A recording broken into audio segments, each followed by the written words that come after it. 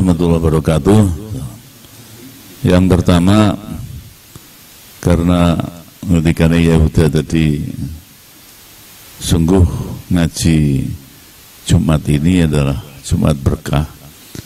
Artinya di bidang ekonomi juga di bidang kajian-kajian rohani. Baru saja kita mendengarkan bagaimana mencintai Rasulullah sehingga kita harus bercucur air mata dan sebagainya. Ini kajian ini kalau kita dengar masuk sekarang, besok sudah lupa kadang-kadang. Apalagi kapan-kapan gitu ya. Maka itu harus ada tipetnya, harus ada datanya, harus ada ditulis. Biasanya ngaji itu kan tebak buku, tulis. Ini cukup telinga aja itu. Tapi kalau saya lihat betapa sibuknya Mas Amin dengan segala peralatannya, saya mohon kepada Mas Amin, ini direkam. Rekaman itu kalau perlu ya di audit, disingkat, ditulis dalam bentuk buku kecil gitu. Ya mungkin tidak harus setiap minggu ya, mungkin bentuk kalau tidak bisa 1 bulan ya 3 bulan sekali, sehingga seperti muhasabah Sabtu pagi dulu itu mesti ada buku kecil, terus isinya apa yang disampaikan oleh Pak Uda itu kita baca kembali, kita ingat kembali, karena kata Yai Jamal, kita mengaji pakai telinga, sekarang ingat, besok lupa. Tapi kalau kita ngaji pakai tulisan, kalau kita lupa, kapan-kapan dibuka, bisa ingat kembali. Nanti saya mohon Mas Amin, dengan segala kemampuan beliau yang sudah andal ini, tetap direkam. Dan saya sangat apresiasi terhadap Yai Musolin ini. Saya cek bukunya itu runtut, tidak ada satupun yang kececer dan ditulis pada pokok-pokoknya, sehingga nanti alternatif yang kedua nanti antara Yai Musolin yang dengan siap membawa buku sekian lama, sekian banyak, ini nggak ada yang bawa buku ya. Kemarin saya bawa buku, tidak rutin saya ini. Nah, tapi ini begitu bagus sehingga ini ilmu. Jangan sampai kita ngaji barbar, nggak ono tipete, nggak ono bekasi. Kalau kita ngaji Yai Khalil, mesti nggak buku. Ngaji kitab, ngaji apa, ada dasarnya. Kita ini ngaji, cuman ngaji telinga aja. Belum lagi kita ngaji, tapi kita juga ada bicara yang lain, kemudian HP-HP-an dan sebagainya. Belum lagi kedatangan kita kadang terlambat dan sebagainya. Jadi saya mohon bisa merubah akhlak mental kita dan sebagainya, sehingga bisa meniru. Syukur tidak menjadi contoh, tapi bisa meneladani. Itu yang pertama. Yang kedua, masalah perekonomian. Kalau Pak Kastari dengan Insinyur Kastari, Pak Kastari kan insinyur, tapi cekelannya listrik. Padahal insinyur di pertanian. Gitu. Nah sekarang mulai dikerjakan dengan segala ilmunya. Kita berharap mudah-mudahan dengan model yang Pak Kastari ini model murah, meriah. Gitu. Kebetulan memang kita dulu dibelikan Pak Uda bibit Raja Bulu.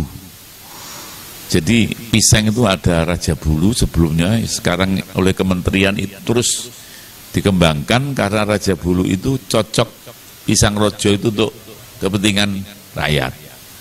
Tapi ada lagi yang sampai ekspor itu, yaitu Kapendis itu. Nah, Raja Bulu yang kita tanam 400 dulu kita beli. Kita dibantu Mas Kartono dulu ya. Ternyata sekarang sudah hampir 70 sampai 80% sudah panen pertama dan persiapan untuk panen kedua. Karena panen kedua itu 3 bulan berikutnya. Nah, Pak Kastari ini mengambil tukulannya tadi yang dikatakan Mas Kartono, wis gede dipotong, dijupuk, didongkel namanya. Didongkel, dipindah ke tempat yang lebih dekat. Sementara yang lain Pak Haji Domroh ini sangat semangat sekali, luar biasa. Iya Pak Domroh. Pak Domroh. Lo kok turu? Sekarang sedang membuat lubang dan insya Allah karena dia memang semangat cari-cari terus tanahnya Pak Huda, akhirnya ketahuan yang bero itu ada di 2 tempat, 3 tempat, sehingga lebih dari 1000 nanti digali semua. Tapi terus airnya bagaimana? Airnya tata hudan ya rumah sagu gitu ya. Akhirnya kemarin saya datangi, harus puluhan juta. Kenapa harus puluhan juta? Coba belikan yang dim itu peralon dim, 2 dim aja yang tipis C. Ternyata yang diperkirakan 40 juta itu kemarin harganya hanya 3 juta sekian. Jadi itu murah, meriah, dan insya Allah tanahnya subur karena dulu ditanami jagung dan sebagainya. Kalau bekas ditanami jagung itu malah dulu subur, tapi nanti harus dilobangi, sudah dilobangi, kemudian dikasih kompos, dan jangan lupa insya Allah penjaringan Yahuda ngendikan engkau tak kirimi dolomit gitu ya. Itu kalau dikasih dolomit, seperti Pak Kastari dikasih dolomit yang bahan pupuk itu sangat bagus sekali. Dan Pak Domroh jangan tergesa-gesa, wah kapan kau nandur, tapi harus SOP-nya harus ditata dulu, pelan tapi berjalan begitu ya. Mudah-mudahan saya mendoakan doa restunya kajian ini yang lebih kecil seperti Pak Kastari, Pak Domroh, dan yang lebih besar seperti Pak Huda sudah menyerahkan 10 hektar ke Pak Solahuddin, dan yang lain insya Allah pisang ini menyenangkan.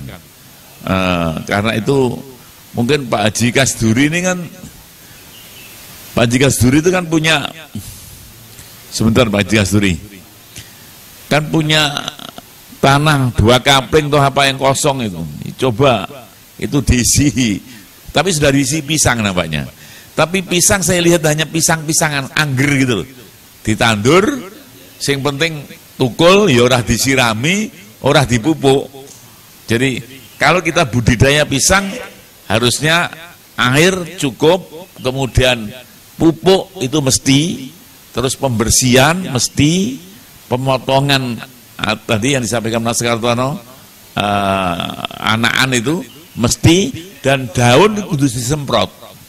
Tetapi itu berkala, nilainya juga bisa dihitung insya Allah, yaitu dengan pedoman jangan sampai melebihi 50.000 per batang.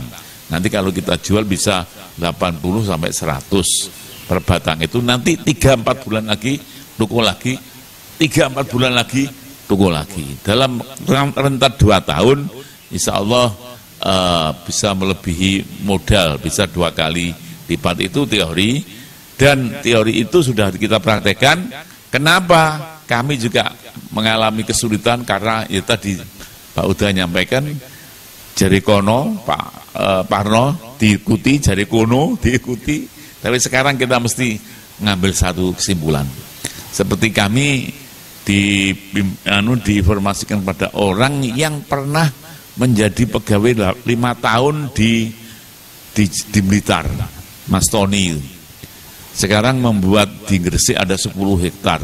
Jadi di samping Pak Solahuddin di Lamongan, ada lagi di Gresik Sedayu Lawas, itu 10 hektar yang Cavendishnya namanya Barakah. Kalau Pak Solahuddin itu pisangnya namanya pisang apa? Pak Parno, mereknya apa, capnya? Yasmin ya. Ya, tapi kalau ini ada barakah. Nah, yang kami gunakan sekarang pemasaran saya di BES. Di BES ternyata banyak yang membutuhkan itu. Dan tidak tahu ya, di Tuban tidak begitu banyak orang makan pisang. Kalau di Sidoarjo itu, jangan turun tol pagi-pagi hari, itu pisang itu wajar semua. Orang mesti ngambil pisang kembali di Surabaya, di Gresik, itu sudah jajanan. Kalau panjenengan lihat TV di Lampung itu sampai jajan apa saja dari pisang.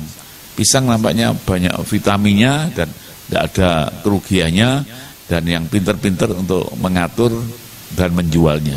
Saya pikir itu saja. Kalau kita simpulkan, minta Mas Amin mohon jawabannya. Terus kemudian yang kedua, ya Pak Ndomroh harus sukses, harus berhasil, harus bisa mengembalikan modal, kan begitu ya? Nah, kurang lebihnya mohon maaf. Terima kasih. Assalamualaikum warahmatullahi wabarakatuh.